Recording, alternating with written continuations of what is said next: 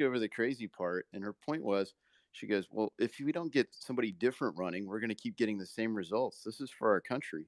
And I think, she really understood it, as did I. We talked about it all the time. We just never saw, like, me or our family as in that same kind of role.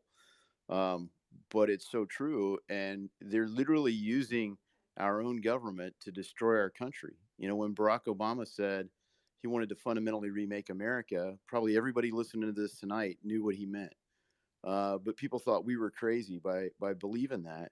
But now, how do you deny that's what they're working on? They don't even deny it anymore. It's really just a continuation of what the Weather Underground and Students for Democratic Society tried back in the 60s. And then they realized, oh, violence, they're not ready to go along with it. So we have to commit to this long march through the institutions. They've taken over darn near everything. So we're going to have to get much more engaged in sort of a counterinsurgency to push them out of these institutions and save our country. So, I enlisted in the Army out of high school to defend freedom, and in a much different way, still fighting to defend freedom today. So, JD, you've just heard your fellow Ohioan say that spousal support drove him to public service that might have been otherwise unexpected in the life he'd led. Uh, are you someone who's also encouraged and supported and driven and inspired by spousal support? Yeah, it would be extremely awkward if I said my wife was dead set against it, but I was just ignoring her.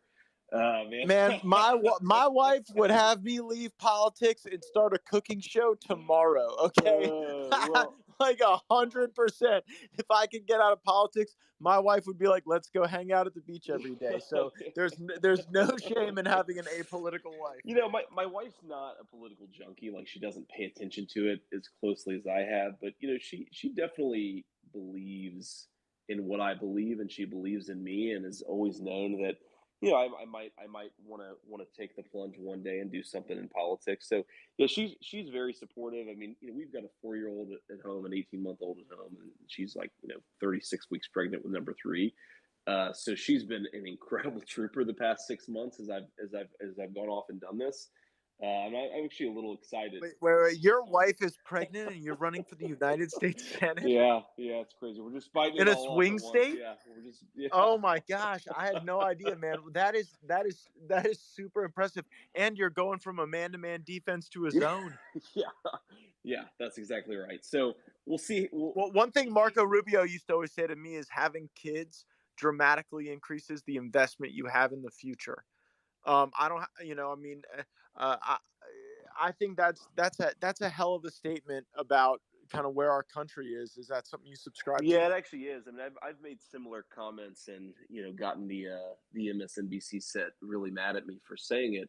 But I do think that there's something very profound about having kids, and I realize for some people it's impossible and all that stuff. But when you look at the future in a much different way, and I mean, a lot of people have made this connection, but I look at a kid like Kyle Rittenhouse, and yeah, on principle, I think that what he did was justified, and I think it's ridiculous what they did against him. But just at like a basic emotional level, I think to myself, God forbid my 4-year old is put in that position in 14 or 15 years. I don't want him to live in a country where it's acceptable for the mob to come after him that way. And I do think it gives you a much more personal investment in some of these questions.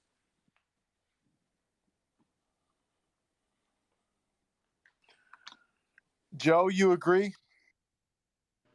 Oh yeah, absolutely. I mean, having kids is a game changer. I would be I would not be in politics right now if it weren't for kids. I mean, it's our legacy, but then it also gives you much more skin in the game because they're the ones we're gonna have to answer to. They're gonna read history someday. They're gonna figure out what this moment in time was, and it's gonna be on us to explain to them what we did when our country was absolutely being taken over by these totalitarians.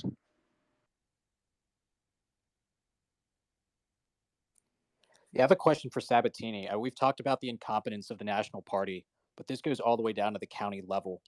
Uh, what can we do to ensure that we have good state legislature candidates for to prepare them for higher office? Well, recruitment. I think anybody who's been in the game for more than a day knows that I think the single hardest thing in politics is recruitment. at every level. It's probably easier to recruit somebody for Congress or, one of these high profile positions than it is for state house. I mean, you can ask me, Matt, Gates talk about this quite a bit. It's just hard to find talented, passionate people who have the right principles to get into like state house or some part-time job where you have to kind of, I don't know. It's just very difficult, and so you're stuck with bad people. So what does that mean? It means you have to get good at recruiting. You have to build a movement. You have to start finding people. And so I don't tell a lot of people this, but this is true. One of the reasons I'm running for Congress is, I'm just being completely honest, it's a pulpit for which I can kind of help build a bigger movement. Like, yeah, there's things I want to do in Congress. There's votes I want to make in Congress. There's legislation I want to push and, be part of the realignment. But at the end of the day, it also gives me the opportunity to start recruiting like harder right, more America First candidates at the state and local level throughout the entire state of Florida, which is really, I think, going to be my more longer term project. So using the pulpit of Congress for messaging and fundraising, and then building a deeper bench at the state level, because it sounds cynical, but I think the real way we're going to save the country is going to be by Republican states, red states, and Florida's quickly becoming a truly red state versus like quasi red. Um, them standing up, challenging the federal government, and drawing lines in the sand when it comes to fundamental freedom and just saving our, culture and constitutionalism, et cetera. But you're not going to do that unless you get real candidates. Because right now, the typical state and local candidate is just a fucking bozo who wants a lapel pin. Maybe he wants the law firm he works at to get some more work. He's got friends or family that, his number one, like, for example, today, if you go down to my Twitter and you just go back to like 2 tweets, I was talking about how Florida still has not passed E-Verify. We have the third largest amount of illegal immigrants in the United States here in the state of Florida. We have not passed E-Verify. We've done nothing to stop the scourge of new illegal immigrants. But the big issue in the news this week in the local Florida news blog for state politics is the debate on whether the strawberry shortcake should be the official state dessert of our state of Florida, which, by the way, I don't think anybody would support anyways. But I give that to show, I say that to say recruitment is everything. We need to build a deeper bench, but it's going to be people in the movement already who lead that and start recruiting people and getting good people in there, because they're not going to just spontaneously come up and get into those offices. Yeah, I know that. You So need a vanguard.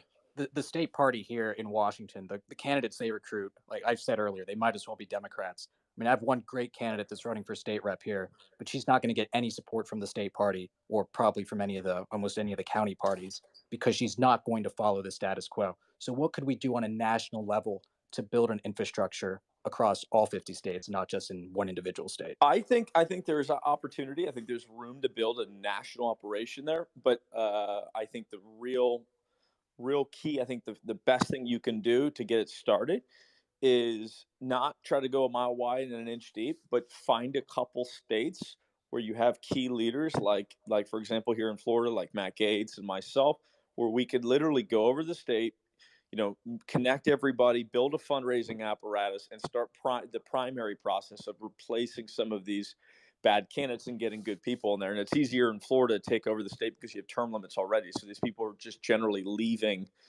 uh, quite often. But that's one of the things you have to do, is really dig into the state, because if you create something like Super PAC and you're just kind of like, getting a little bit involved, you're not really going to change the culture and get good people in there. You have to make it really your sole focus. Every state's different, but I think Florida is an easier one to kind of take over and make super America first if you just focus on it. I mean, like I said, that's going to be my project in the next few years. Isn't Ohio on the same trend, JD? Like, isn't Ohio a state that's kind of getting redder by the day? Aren't you more focused on this primary than the general election, because that even a generic Republican in Ohio is going to do pretty well in a general? Yeah, that's right. It's also, it's becoming red in an interesting way, right? It's very, I mean, it's a very Trumpy state, right? It's people like my grandparents who were like blue dog Kennedy Democrats. But I think a lot of those people have shifted pretty hard to the Republican Party. But it's also, I think, a good, for the America First movement, it's a great state. because the voters here, I think, are a little bit more What's the aligned. issue set, JD, that brought your grandparents? Give me the issue Well, set. so just to be clear, my grandparents are, they passed away. My grandma died in 2005. But it's like people like that, right? I mean, so guys, I mean, huge trade. They're really into America having a middle class manufacturing base, both because they want to be proud of American made goods, but they also want middle class people to have good jobs. But very socially conservative, right? Like you used to be able to be like a devout Christian in the Democratic Party, and that was certainly true of my grandparents. That's really hard today, right? Like, is there a single pro-life colleague of yours in the House, Matt? Maybe one, maybe zero. So just I think a lot of like socially conservative, economically populist Democrats are now Republicans, and there are a lot of them in Ohio. Yeah, Ohio and Florida are the archetypes for a lot of this middle class shift, and I really think it's multiracial, multi-generational. The folks who just want to go to work every day and not feel like the system's rigged against them are coming our way. I mean, is that where you think your candidacy is getting a rise? Yeah, that's exactly right. I mean, it's. I mean, look, people want to have dignity, right? They want to feel like their views are respected. They don't want to have to say what somebody else thinks they should say, or else they're going to get fired from their job. They don't want to have to, I mean, think of all the truck drivers who don't want to take a shot for their own personal reasons, whatever those reasons are, and they don't want to get fired because they're not They've going to been take a shot. socially distancing for Exactly, years. man. Nobody, They're, nobody. they're in a truck. They're the least COVID. They're the least super spreader profession in the entire world. So yeah, man, it's a lot of.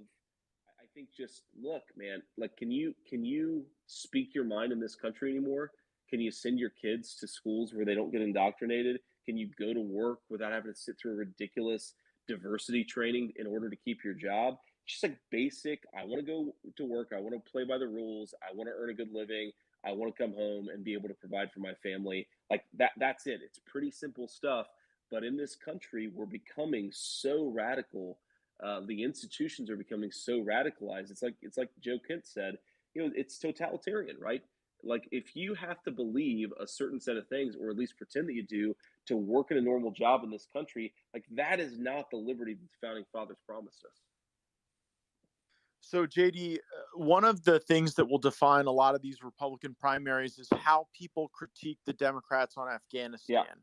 And Joe has been, I think, a national leader on the frame there that it was a corrupt military industrial complex who had us believing that we were building something of value in the Afghan government and in the Afghan military that never really Yeah. existed. That was just a PR stunt. But yet I have a lot of Republicans who are my friends, who are part of our coalition on other issues, who say the real enduring failure is that we didn't keep 2,500 troops in Afghanistan forever. How do you think about that, and how do the people of Ohio think about it? Yeah, I think I'm with Joe, and I think most of our voters are too. Obviously, there are some exceptions out there, and they're important parts of the coalition. But I mean, look, the basic problem is that for 20 years, a complex of defense contractors, media personalities, and university academics tried to convince us that we could turn basically a mountain backwater into a thriving Western European style democracy, and it was just ridiculous. And the thing that I've said is what Afghanistan revealed is that instead of needing a regime change in Afghanistan, we needed a regime change in America, because the generals and the media personalities and the politicians who were telling the American people without any challenge that Afghanistan was going well, like that is the problem of the war in Afghanistan. Yes, Biden botched it. Yes, it's ridiculous that we let all these unvetted people into our country. Yes, it's ridiculous that we, left a ton of our people there. But like, why did we think it was possible for this mission to be successful in the first place? It was obvious to anyone who was smart and honest about what was going on that it was a disaster from year 2 to year 20. We should have been, we should have been told that. Like the normal American people should have been told this is a disaster. This isn't going well. The fact that we weren't is a failure of every institution in our country. And that's the thing is like being an enlisted Marine in Afghanistan. We were telling people this, but time and time again, you'd have officers who are looking to build their resumes by having us do helicopter assaults into like no man's land, and now these are generals promoted by Barack Obama, and it's a real sad thing that young men lost their legs so that people can turn the military into a social justice experiment. Yeah, the first email, so I never went to Afghanistan, but when I went to Iraq, the first email that I sent home to my family when I was assigned to do poll security for the Iraqi poll workers, this is in late 2005. You may remember, the purple ink stained fingers that people were holding aloft. And to be fair, they were excited to vote. They were excited to participate in the process. But like the email that I sent home is that in the camp where the poll workers lived, there was this very serious problem of a small but substantial number of the old men raping some of the young boys.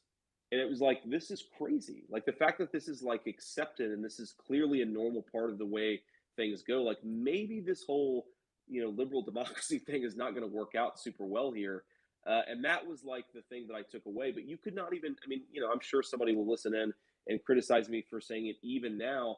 You can't even talk about what the country was actually like, what the institutions were actually like. Again, it's just a failure of everyone who was involved. Right. Like, I remember the unimaginable grift, and I use grift in the worst possible terms, that these civil affairs and State Department projects were in Afghanistan to the tune of hundreds of millions of dollars for schools that had no children in them. And it would blow your mind the amount of money that got handed over to regional warlords, and who else knows where the money went. Just because like we had budget to blow. It's an actual crime, and unfortunately, there will never be an answer for it. There's no one's ever going to investigate to that detail because it would require years of work to actually go through and find where all the money went. Sorry to bring that down, but I have very strong opinions about my time in Afghanistan. But I think like we're hitting a lot of heavy topics here, and I kind of want to go back to recapping some questions about immigration. I think immigration is one of the biggest issues right now, given the fact that there's no border security. It seems like on the southern border. A lot of the speakers have spoken already about it, but I want to bring JD into this and then go through, Anthony, Joe, Robbie on this, and and then see where we go from there. Yeah, I don't know that I'm going to add anything that other speakers haven't, but one of the things that was really profoundly transformational for me is that this is in 2017 or 2018, and I was at one of these sort of very fancy business conferences, and I was surrounded by like the CEOs of some of our biggest companies, and they were complaining about Trump's immigration policies. And I was like, "Wow, this is interesting." Like, this is one of the things I think Trump's been really good on. And I was still, at that time, I was sort of more known as a Trump critic than a Trump fan. I was really curious, and they're like, the CEO of a large hotel chain was saying that his workers, so many of them were came from south of the border, that a tighter border made it impossible for him to import people when he needed workers, and so he had to pay his American workers higher wages. And it was like, oh, so that's a bad thing to you. And it made me realize that so much of the immigration debate is like, with the one hand, call you a xenophobe, with the other hand, pick your pocket. Right? That's a big part of this. And like, I don't want to lose sight of the cultural piece of this. I talk a lot about the cultural and demographic components of immigration, but man, the economic story is really, really politically powerful if we tell it the right way. And it's also just really disgusting what these guys are doing to our country in the name of lower wages for American workers. Right. And I think that's when you talk about these disaffected areas, this is such an important part, which is the fact that, people are struggling economically. You talk about working class, middle class wages, and, they're very stagnant. you know, um, when we talk about doing things for our people, America first starts means the people, taking interest in them, taking interest in their lives, and talking about things like the opiate crisis. And I think Joe brought this up earlier about his district being basically outside of Portland and the homeless problem and among others. So if you'd like to talk about sort of like what has the opiate crisis done to Washington and the surrounding area. So I think we've had pretty much the same effect that a lot of the Rust Belt has had with the opioid crisis. We're a little bit closer to the southern border and then surrounded by sanctuary cities. So there's the erosion of law and order, and then the sanctuary cities have increased the trafficking of illegal immigrants and drug trafficking. So it's like a triple whammy. And then also our timber industry being absolutely hollowed out. You have lots of small towns that were once thriving because the men were off working in the logging industry. They're working at the sawmills.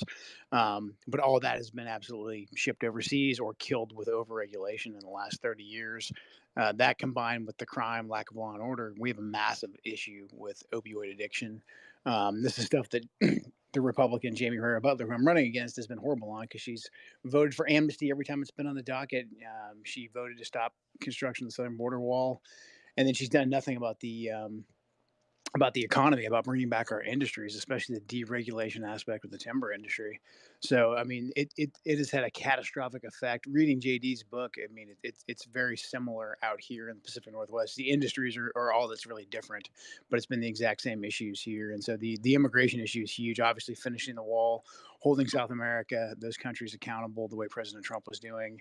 And then I think we have to have a full immigration moratorium, especially, and go through all the different visas that undercut U.S. labor. So not just the working class jobs with illegal immigration, H-1B visa, that whole family of visas that take away high tech and then high skilled labor or jobs from Americans. We have to put a stop to that. Our booming tech industry out here in Washington State has been decimated by the legal visa system of these major corporations bringing over primarily Indians and Pakistanis to really undercut U.S. labor at a rate of 3-1. So it's been huge out here. Go ahead, Yeah, Ryan. yeah. What Joe said is so important, and I think that for most Americans, obviously the open border and the border crisis is a very palpable image that they see constantly, and they see that this issue's never gotten better. And I want to add two things. We say the border wall a lot, which is very, very important. I'm not undercutting it, but on top of the legal wall, the physical wall, we need a legal wall. And the biggest thing that honestly Republicans, if they actually care about stopping the flow of illegal immigrants to the border, they need to change our refugee laws and our asylum laws. Our asylum laws, or bring people here, allow them to declare asylum. There's ACLU lawyers waiting for them to tell them how to rig the system. That is the magnet. It is more an important issue for the southern border than almost any other one. And we could argue. I mean, we could argue left and right, but until our asylum laws are changed, it will always have a border crisis. And the second thing I was going to bring up is that most people do not realize how many legal immigrants we bring to this country every year. It's over 1.2 million legal immigrants come every year, on top of the illegals, on top of visa holders, not visa holders, visa holders and other labor style immigration that we bring in. The question that I think that people need to be asked, especially those who claim to be America first, but also I'd love to hear liberals sit there and ask this question: how many immigrants do you think we should bring in annually? What is the number? Because the number right now is excessively high. Until we get, I think that immigration is the cornerstone. If you're bad on this issue, you're not good on basically any other issue, or not enough of a candidate to be a quote unquote America first candidate. Right, many such cases. I think like the answer, I'll just plays devil's advocate for you. The liberals will say unlimited. We've already seen Bernie Sanders completely renounce closed border socialism for open border corporate neoliberalism just within the last few years. Yeah, that's a position that like 8% of Americans agree with. So if that's what they're offering, rather than, and I'm not saying that I agree with Democrats, I think they're lunatics, they believe that, But that's a position that very few Americans agree on. Only those who either are libertarian and work for Cato, or who live in very wealthy upper income areas and can afford private protection, like maids and gardeners and chefs who are cheap. Most people do not agree with that position. So I think that coming up with we need to have the RAISE Act. We need to slice legal immigration in half. We need to basically end the magnet of chain migration. All of those things um, should be discussed. But more importantly, what is like a hard number? What is something that people would sit there and say? Joe said an immigration moratorium, and I think that he's very smart to do so. And I just think that coming up with a real physical thing on legal immigration is so important because it affects every other issue. There's no other issue that affects every other issue like immigration. Absolutely.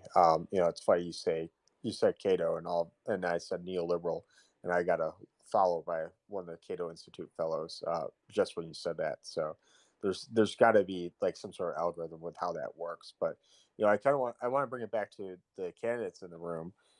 I think we've covered a lot of issues and we've touched on way more than that are kind of traditionally within the box of Republicans and also the box with this post 2016 America First type candidate. But what other issues that you think are unique to your campaigns that you're going to be running on, starting with JD?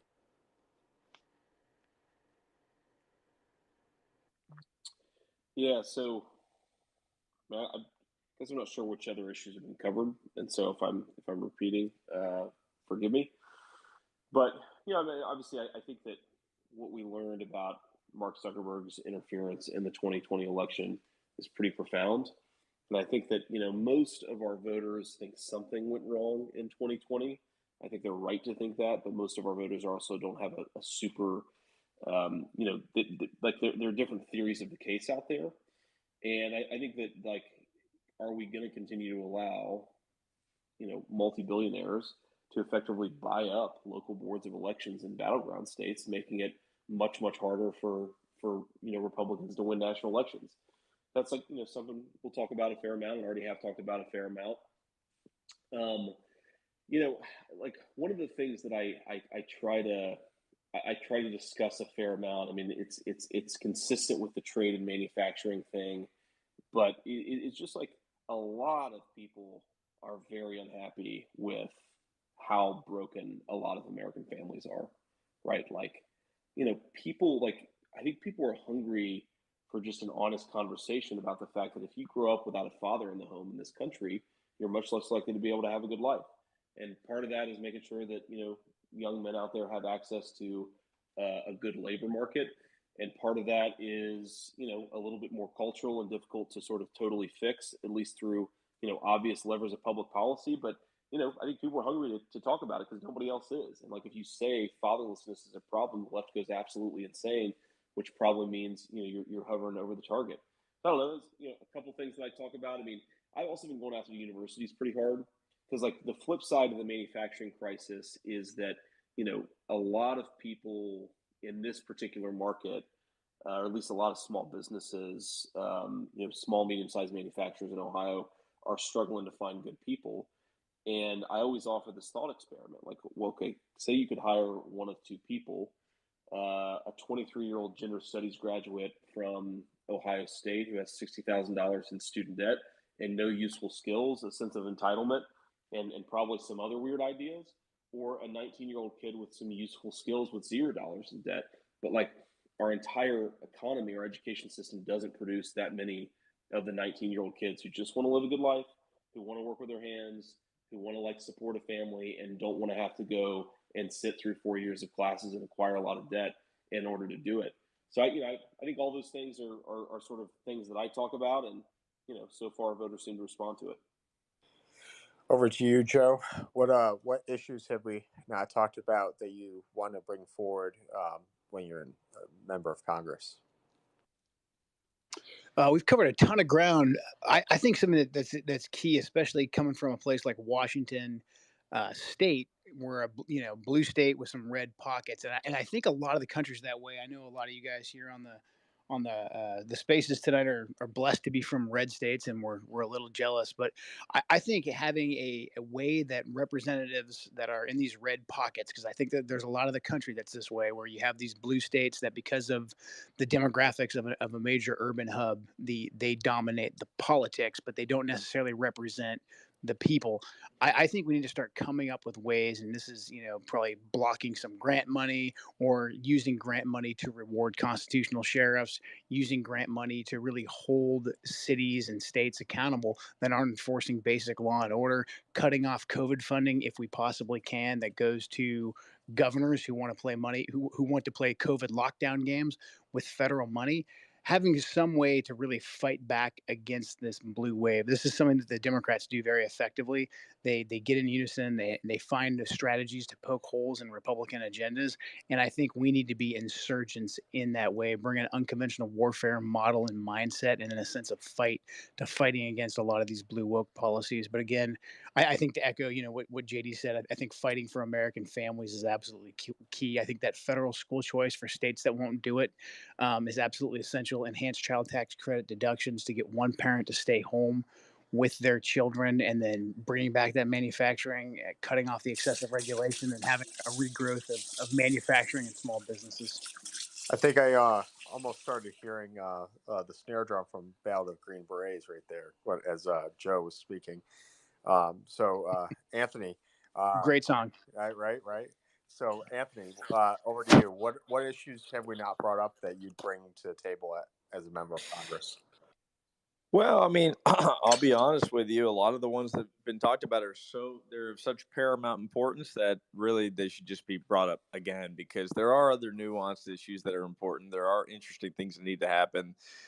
But really, the immigration moratorium and cutting back, stopping all illegal immigration, and then shutting down the Department of Education. I would say those are the top two things. I said it earlier. I said you got to look at things long term. And right now, fixing immigration / illegal immigration and fixing the indoctrination centers are the two things that you could do right now that would basically put America on a different course. Give us a different 50, 100-year future, because the future we have right now with the education systems we have, with the institutional failure we have, with the demographic change we have, this country's gone. Like, it's just so gone that all these other nifty, interesting ideas are important. But really, you got to radically and very quickly change these two existential threats to the country. So, once again, immigration moratorium. And to answer Ryan's question earlier about the immigration moratorium, what's the magic number? The magic number really should be zero. I know everybody doesn't want to hear that because they want you to come up with some clever number, but zero is the number. Well, the truth of the matter is you're still going to have marriages unless you want to prohibit citizens from marrying non-citizens and making those people citizens. Then you're really talking about 50 to 100,000 new citizens a year, because you're going to get 50 to 100,000 new citizens every year just through marriages between Americans and non-Americans. So it's probably somewhere between 50 and 100,000. But I would go to I would co-sponsor Paul Gosar's bill, which does a 10-year immigration moratorium right now.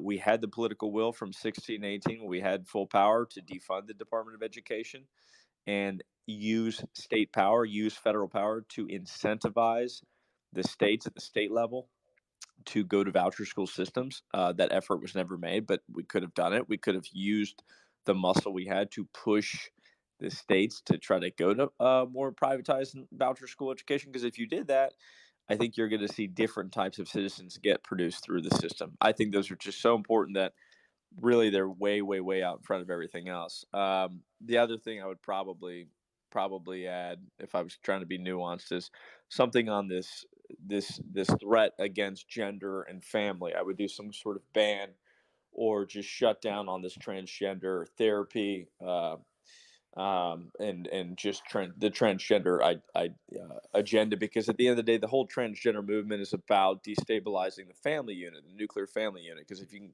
get people to think differently about gender, then the family's gone. And once the family's gone, once the institutional family unit is gone, you really don't have anything left, because you're just going to have individuals in the state, and you're going to have omnipotent power of the state, and you're not going to have any other mediating institution that people give a damn about. And so the country will be gone. So I would say that's the third thing I would focus the most in on. Excellent. JD, did you have a real quick point before I turn to Robbie? Yeah, just on that topic, Anthony. One of the things I've started talking about, and it drives people crazy in a good way, is making it a lot easier for children who were experimented on because of gender ideology under the age of 18, making it easier for them to sue the doctors who did it. And there's something about it that just triggers people. But I think that if the doctors know that if they give an 11-year-old kid hormonal therapy, that kid is going to be able to sue the hell out of them later on. It's going to make them think twice. That's a great idea. I think we should, in general, loosen the reins of some of these law things preventing civil lawsuits against institutions, because I think a lot of people have a lot of justified claims against these places. So over to you, Robbie. You're the guy who quoted Solon earlier. Yep. What heterodox, outside the box thinking do you got bringing to the table here? Well, on the immigration front, I think that by itself is an issue that we need to look at incentives. Incentives drives the illegal immigration. Right now, they're incentivized to come over here. I mean, the Democratic Party's basically set up a huge welcome sign and has their groups down there telling these people to come up here and that they're going to receive all these benefits. So I think when we take the majority, it's very important for us to make it clear in a very simple bill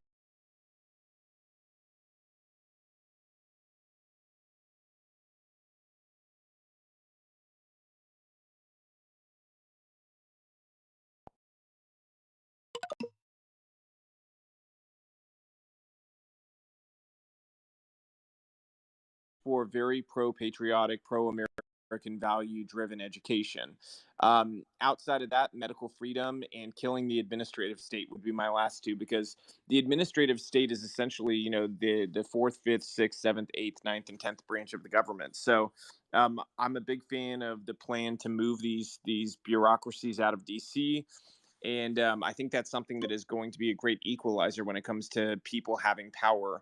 The minute we break up these bureaucracies and stop the sort of incestuous relationship they all have in DC, the sooner America is going to be getting served the way they deserve to be. So I guess last closing one would be student loans. The government shouldn't be in the business of student loans. And that's another one that we've got to look at how we get out from under, because that's what's driven all of these incredibly wealthy schools to jack up their tuition every year for the most ridiculous degrees you can imagine. And in a normal system, nobody would fork over that cash to give Sally $175,000 to get a gender studies degree. So I think all these things are things we have to look at. But I love what JD said about doctors and this horrific trans movement that's happening with young children. My own son, when we used to live in California, one of our kids in his classroom, two kids came out at 5 and 6 years old. So this is something that is an actual problem in our country, and I think that those kids are going to need a way to sue the doctors who are encouraging this.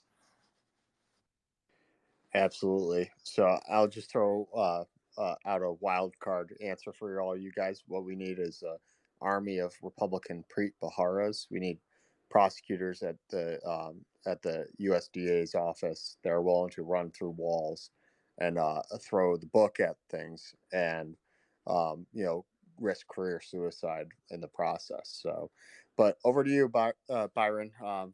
If you have any closing rounds to wrap before we wrap this up. Yeah, I just want to thank Sabatini. I reached out to him last week and just came up with this idea. So I'm glad everyone could join us. And thanks to Matt Gates for just reaching out to all these wonderful candidates. And hopefully we can do this again sometime after the holidays. Yeah, absolutely. Big shout outs to JD Vance, Blake Masters, Robbie Starbuck. I'm sorry, Representative Davidson, many others who joined us, Pedro Gonzalez, Tyler Boyer. I'm starting to blank on the names. It's pretty late, but Mike Collins. Yeah, Mike Collins. Thanks to everybody who was in this room. Thanks to even the journalist Blue Checks who kept the numbers afloat with their many followers, and thanks even to Occupy Democrats who stayed for a while in the room, not getting their questions answered. So, thank you very much for all attending, and we're going to be closing this up soon. All right, thanks for joining. Bye. Thanks, guys. Take care. Happy Thanksgiving. Happy Thanksgiving, everybody. Take care, guys.